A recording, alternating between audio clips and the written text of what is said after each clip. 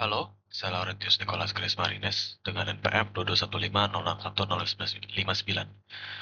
Pada kesempatan kali ini, video akan dibuat untuk memenuhi tugas UAS Kapita Selekta, yang mana pembuatan makalah berjudul implementasi RAG LLM untuk otomatisasi jawab tanya dalam kurung Q&A pada regulasi perpajakan perusahaan terkait PPN dan PPH. Yang pertama, latar belakang. Di sini eh, yang melatar belakangi judul tersebut adalah kompleksitas regulasi, di mana regulasi PPN dan PPH di Indonesia sangat kompleks dan dinamis, terutama pasca pemberlakuan UU HPP, harmonisasi peraturan perpajakan. Yang kedua adalah inefisiensi konvensional, mana metode pencarian manual atau berbasis kata kunci, keyword search, sering gagal menangkap konteks pertanyaan pengguna. Kemudian kelemahan LLM yang standar, LLM standar. Penggunaan LLM murni seperti ChatGPT atau Gemini memiliki resiko untuk halusinasi atau informasinya salah dan memiliki keterbatasan pengetahuan. Yang mana jadi eh, solusi yang di, diajukan adalah metode RAG, yang mana Retrieval Augmented Generation, mana ini menggabungkan kemampuan LLM dengan basis pengetahuan eksternal yang sudah diverifikasi.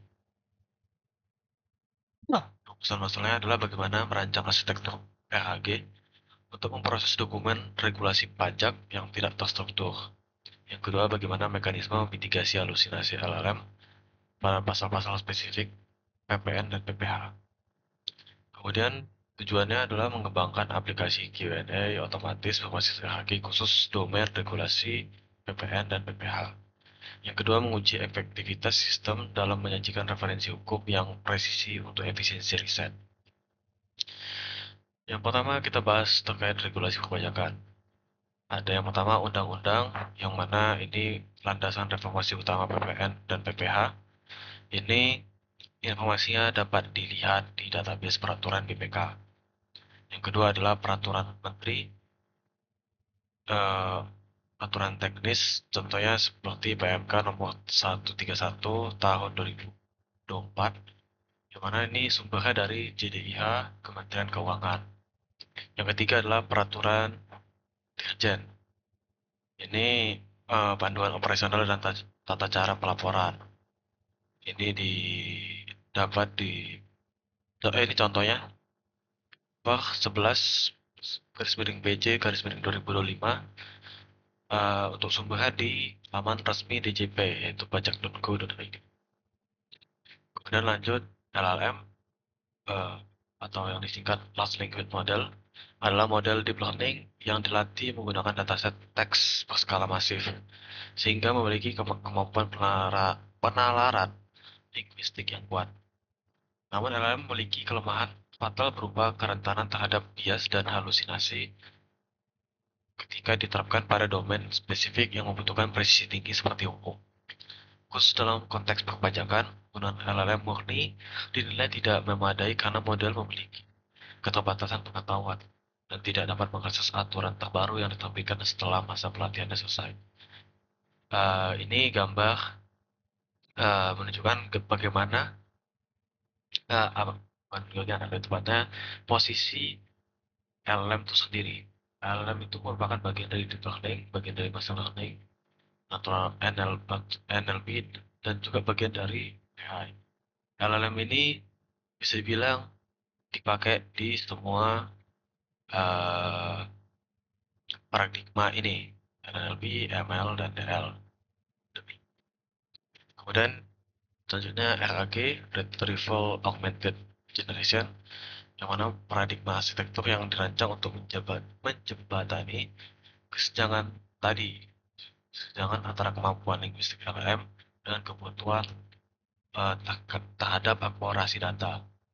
RAG bekerja dengan memberikan model generatif akses ke data eksternal dari basis pengetahuan saat proses inferensi, di mana dokumen yang paling relevan diambil dan disuplai ke LLM. sebagai konteks tambahan. Ini terbukti sebagai cara secara signifikan mengurangi tingkat halusinasi model AI dan meningkatkan kinerja pada tugas-tugas yang bersifat knowledge intensif. Jadikannya solusi ideal untuk sistem yang membutuhkan kualitas data tinggi.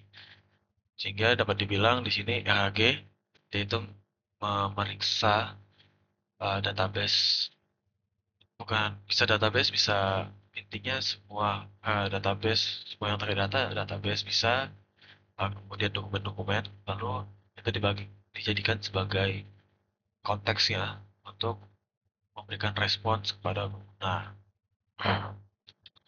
Ini selanjutnya rancangan sistem RAG tadi. Pertama ada user query, di sini input pengguna pertanyaannya atau prompt-nya gitu ya. Kemudian query embedding di mana ini teksnya diubah jadi vektor, lalu nanti di vektor DB ini tempat penyimpanan si dokumen-dokumen tadi, dokumen misalkan terkait eh, undang-undang berapa, berapa, bahas tentang apa, bagaimana terkait yang PPN dan PPH.